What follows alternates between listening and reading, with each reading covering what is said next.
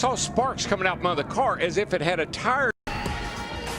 All that happened on lap 2. And What? Now, under caution, Juan Pablo Montoya has crashed and gone aflame. Holy cow, what happened? We just got a report that he was complaining about a bad vibration in every gear. No, Larry, he just slammed hit the into jet dryer. I think he slammed into the jet dryer. They're trying to clear debris off the racetrack, and the car brakes, won't steer, and he slides up the track and into the back of that surplus helicopter jet engine on a trailer used to dry the racetrack. Larry, Mike, I saw sparks coming out from the car as if it had a tire down or something. What an incredible turn of events. I've never in my life. Oh my gosh. And all that spilled jet fuel found something hot to ignite it. Safety workers quickly on the scene. And this is a bizarre twist to this Daytona 500. Down in turn number 3.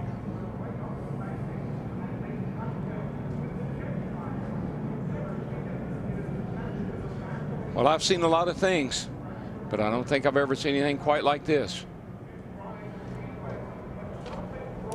That fuel is just running right down. That thing's full of fuel. They keep them full all the time.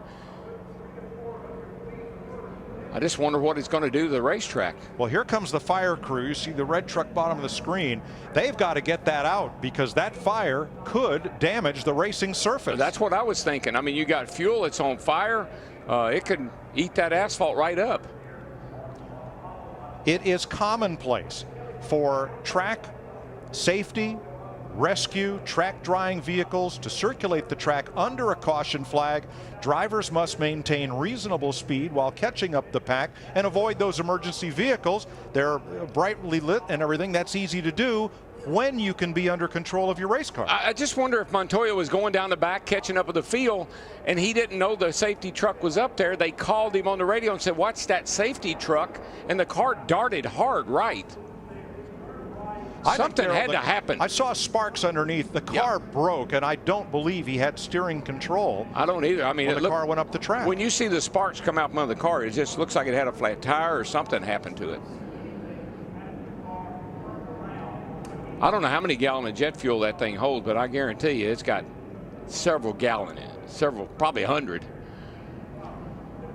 Track personnel exited that cleanup truck very quickly after the collision and walked away. That's got to be eating the track up. I just wonder what it's going to do to it, Larry.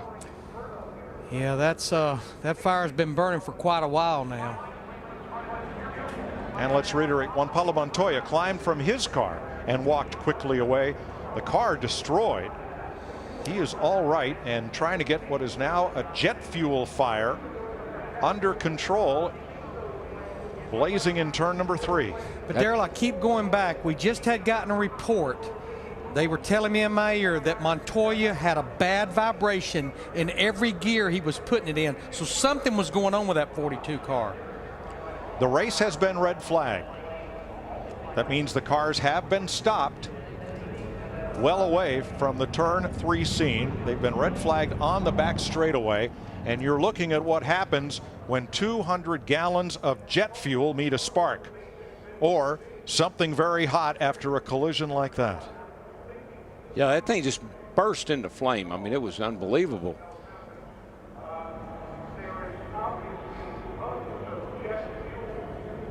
Still trying to get it under control. And you know, I would say maybe they could drive it down off the track, but if you look, the driver's door is caved in. I don't think you can even get in the vehicle if you were brave enough to try it.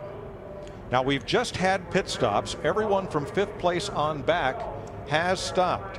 Dave Blaney did not pit under this caution, along with Landon Castle, Tony Raines, and David Gilliland. They are the race leaders as we are under the red flag. Blaney driving for the Tom Baldwin Jr. team. Castle with a brand new ride, and Raines, who just got a ride a few weeks ago into the Daytona 500 with teammate to Gilliland at Front Row Motorsports. They are the race leaders under this red flag for a bizarre incident entering turn number 3. When Indy 500 and Monaco Grand Prix winner Juan Pablo Montoya went down the back straightaway, something on the car broke from the sparks underneath, lost control of the steering, and slid up into the trailer that held that jet helicopter engine, which was blowing debris off the racetrack while we were under caution. You know, as far as the drivers that pitted, Matt Kenseth in the 17, who had been leading, he won the battle off pit road. I mean, that car is destroyed. Look at Montoya's car. More fire trucks going to the scene. Now that's the front of the race car. It hit the trailer, which went up in the air, and the race car pretty much submarined underneath it. It's the most bizarre thing I've ever seen. Watch Montoya's car on this replay as we try to discern what may have broken. As we're under caution. Here he comes back here. You can see him coming. Jet dryer's up high. He sees the safety truck flashing its lights. Sparks fly, and around he goes.